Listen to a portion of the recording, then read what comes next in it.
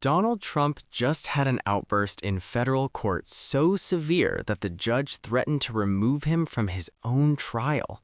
And what triggered this explosion?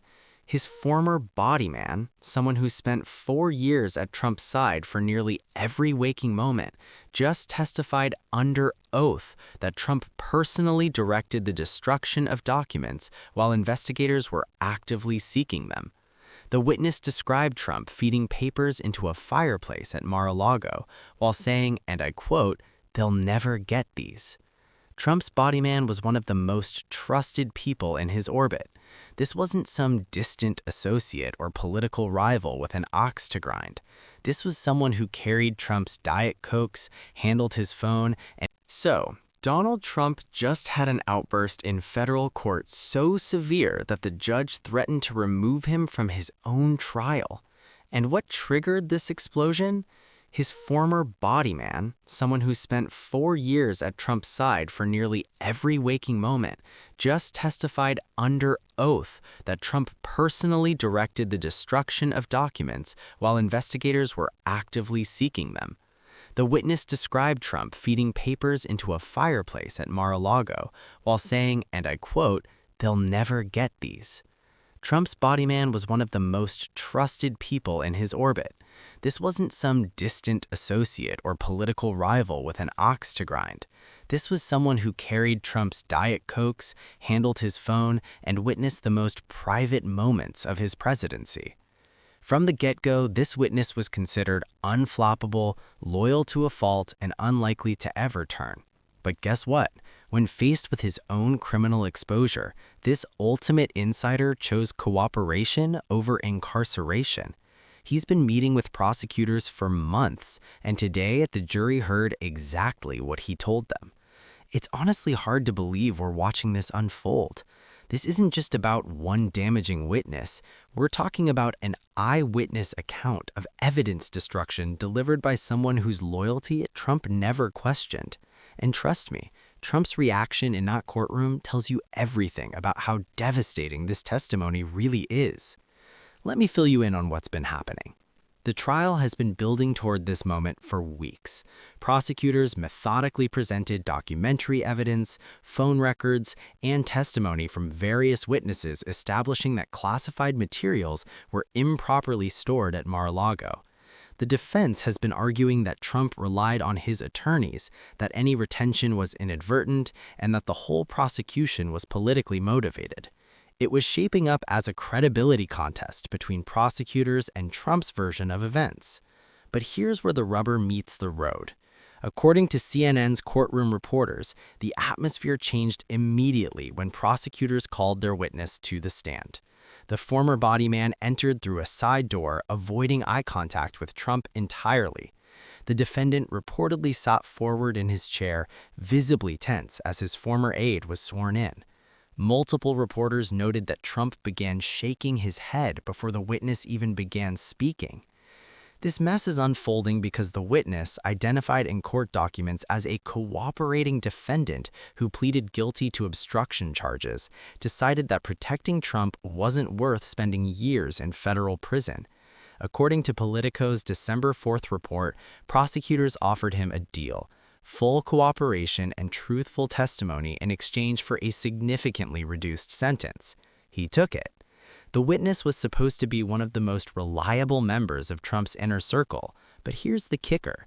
When prosecutors showed him the evidence against him and explained his exposure, loyalty evaporated pretty quickly. And before we go any further, let's be real for a second. Cooperating witnesses are common in federal prosecutions. What's uncommon is having someone this close to the defendant, someone with this level of access and this many direct observations sitting in that witness chair. Now, back to the matter at hand. Here's where it gets interesting. The testimony began with the witness establishing his credentials and relationship with Trump. According to CBS News reporting from inside the courtroom, he described 4 years of constant proximity, being present for calls with world leaders, accompanying Trump on Air Force One, and having access to the most sensitive areas of the White House and later Mar-a-Lago. He estimated he spent more time with Trump than anyone except possibly Melania. Then, prosecutors asked him about the summer of 2022 after the National Archives had made clear they were seeking return of presidential records. The witness described a series of conversations where Trump expressed fury about the requests and made clear that certain documents would never be returned. The bombshell came when prosecutors asked what happened next. According to multiple reporters in the courtroom, the witness testified that on at least 3 occasions he observed Trump personally destroying documents. He described one incident in vivid detail. Trump standing before a fireplace in the residence of Mar-a-Lago, feeding papers into the flames while complaining about the bastards trying to get him. Essentially, the witness provided the jury with an eyewitness account of intentional evidence destruction by the defendant himself. This wasn't a subordinate acting on vague instructions. This was Trump personally putting documents into a fire. This testimony sent shockwaves through the courtroom because it transforms the entire case. The defense strategy of blaming attorneys and staff becomes untenable when the defendant himself is witnessed destroying evidence. The claims of inadvertent retention collapse when there's testimony of deliberate destruction. Now, this isn't the first time we've seen people close to Trump eventually turn against him when their own freedom was at stake. This pattern of inner circle members becoming cooperating witnesses has repeated throughout Trump's legal troubles. Just think about how Michael Cohen transformed from Trump's self-described fixer who would take a bullet for him into the prosecution's star witness. Cohen spent years handling Trump's most sensitive matters, making problems disappear and expressing absolute loyalty. But when federal prosecutors charged him with crimes committed on Trump's behalf, Cohen chose cooperation over martyrdom. He provided testimony that proved devastating in multiple proceedings. Then there was Alan Weisselberg. Trump's longtime CFO knew where every financial body was buried after decades with the Trump Organization. He was considered absolutely loyal, part of the family in Trump's world. But when prosecutors indicted him personally, Weisselberg pleaded guilty and provided information about Trump Organization practices. He chose reduced jail time over sacrificing himself completely. And let's not forget how multiple Trump attorneys have found themselves in the impossible position of being both witnesses and potential defendants. Lawyers who once defended Trump vigorously have ended up providing testimony to investigators when their own bar licenses and freedom were threatened. Even Mark Meadows, Trump's final chief of staff and one of his most devoted political allies, reportedly preferred testimony to special counsel investigations. When faced with potential charges, the man who helped coordinate post-election efforts apparently decided that cooperation was preferable to prosecution.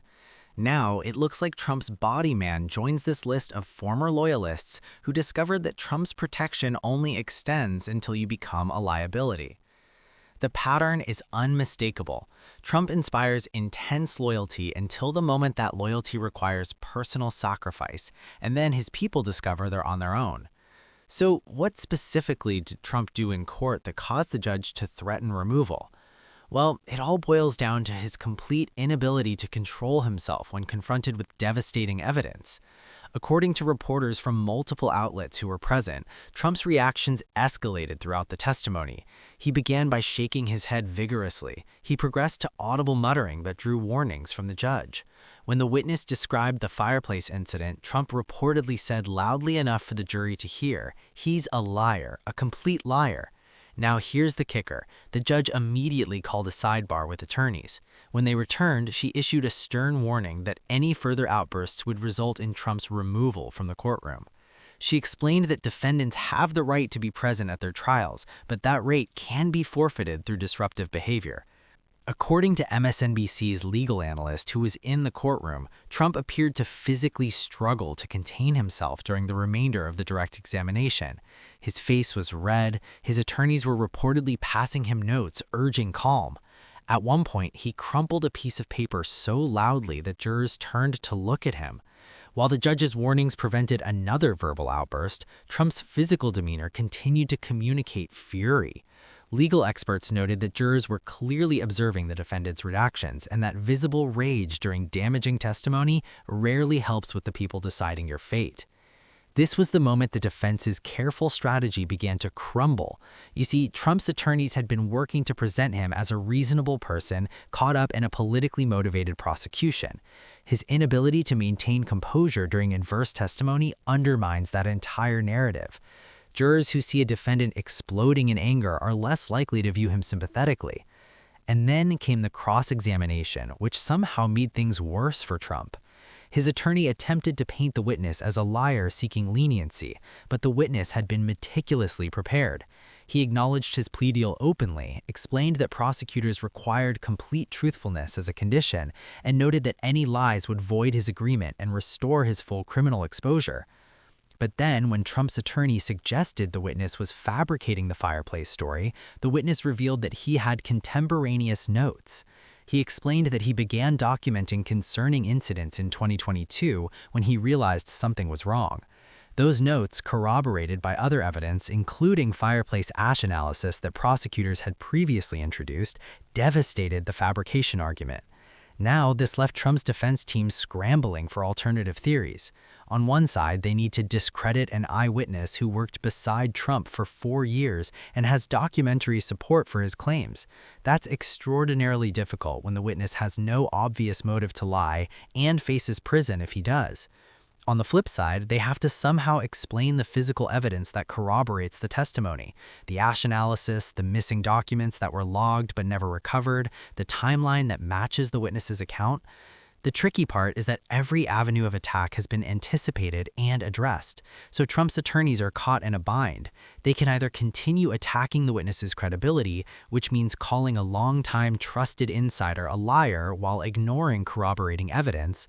That risks alienating jurors who found the testimony credible and detailed. Or they can try to reframe what the witness observed, arguing perhaps that Trump was destroying copies or unclassified materials. But that contradicts other evidence and requires the jury to believe Trump engaged in innocent document burning during an active investigation. It's a tough situation, and there's no clear path out.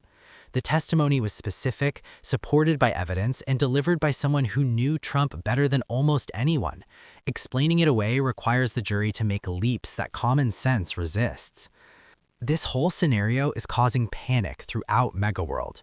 If Trump's own body man, someone trusted with access to everything, is testifying against him with this level of detail, the implications extend far beyond this trial. Other former insiders are now wondering whether their own potential exposure might lead them to similar choices, and Trump's supporters are grappling with testimony that's difficult to dismiss. Those who have been defending Trump by claiming prosecutorial persecution are now facing an eyewitness account from someone they previously celebrated as a loyal soldier. According to Fox News coverage, even reliably pro-Trump commentators struggled to explain away the testimony, with several focusing on attacking the witness's motives rather than disputing the specific allegations. Meanwhile, the prosecution team appeared energized. According to courtroom observers, prosecutors were visibly pleased with how the direct examination unfolded and how their witness withstood cross-examination. The evidence they've been building towards suddenly has a human face, telling the jury exactly what happened. Things became even more intense when, during an afternoon break, Trump posted on Truth Social from outside the courtroom. He called the witness a rat and a traitor who would say anything to save himself. Legal experts immediately noted that this could potentially be used as evidence of witness intimidation, and that posting attacks on cooperating witnesses during trial is extraordinarily ill-advised. Legal analysts are noting that testimony of this nature often proves decisive in federal trials. An insider witness with corroborating evidence is prosecutors' most powerful tool. Andrew Weissman, former FBI general counsel, went on MSNBC and made a statement that really should catch everyone's attention. He said, "This is the kind of testimony that wins cases," noting that you have someone who was there, who saw it happen, who documented it contemporaneously, and whose account matches physical evidence. The jury has no reason to disbelieve him and every reason to find him credible. Just think about that for a moment. A veteran prosecutor is saying this testimony alone could be sufficient for conviction, and this is just one witness in a case that includes extensive documentary evidence. Former federal prosecutor Ellie Hoenig added on CNN that Trump's courtroom behavior may have made things even worse. He explained that when jurors see a defendant losing control during testimony, they often interpret it as consciousness of guilt, and that Trump essentially validated the witness's account by reacting so explosively to it. So let's break down what this testimony could mean, because it's not just a captivating courtroom drama, it has serious consequences for Trump, his legal exposure, and his political future. First up is the immediate trial impact. The prosecution has now presented eyewitness testimony of the defendant personally destroying evidence. This directly addresses the elements of obstruction that prosecutors need to prove. The defense's alternative theories have been significantly weakened. Legal observers who have been following the trial closely told Politico that this single day of testimony may have shifted the odds of conviction substantially. Before today, the case was seen as strong but not overwhelming. After this testimony, several analysts described conviction as highly likely. The witness's credibility appeared largely intact after cross-examination. His corroborating notes and the physical evidence supporting his account make dismissing his testimony extremely difficult for the defense. Now, let's touch on what this means for Trump's broader legal situation.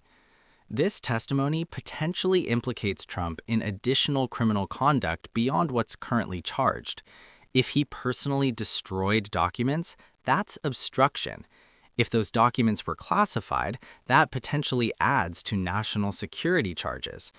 If he did this while on notice that investigators were seeking materials, that demonstrates willfulness that defeats many possible defenses.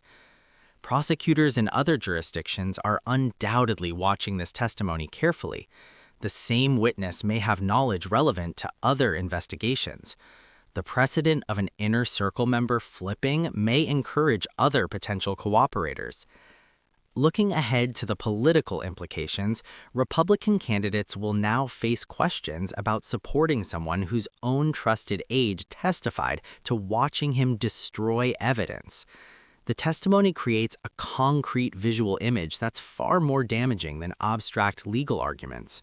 Voters can picture Trump standing before a fireplace, feeding documents into the flames.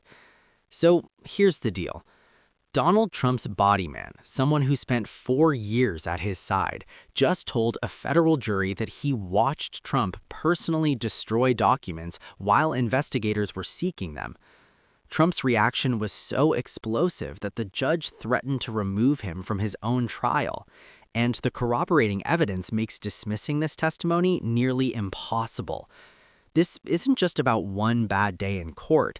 It's about the complete collapse of the defense narrative that Trump was an innocent victim of overzealous prosecution. When your most trusted insider describes watching you commit crimes, reasonable doubt becomes very difficult to establish. If this testimony stands, then we're watching the legal system function exactly as designed, using insider witnesses to prove cases that would otherwise rely on circumstantial evidence. That would mean the pattern of Trump escaping accountability through loyalty and intimidation has finally hit its limit. It's about so much more than just this trial. It's about whether anyone, regardless of power, can be held accountable when the evidence is presented by those who know them best. So keep an eye on this. The trial continues with additional witnesses expected. Trump's behavior remains volatile, and the jury is watching everything, including how the defendant reacts when his own people tell the truth about what they witnessed. The stakes have never been higher, the testimony more damning, and the path to accountability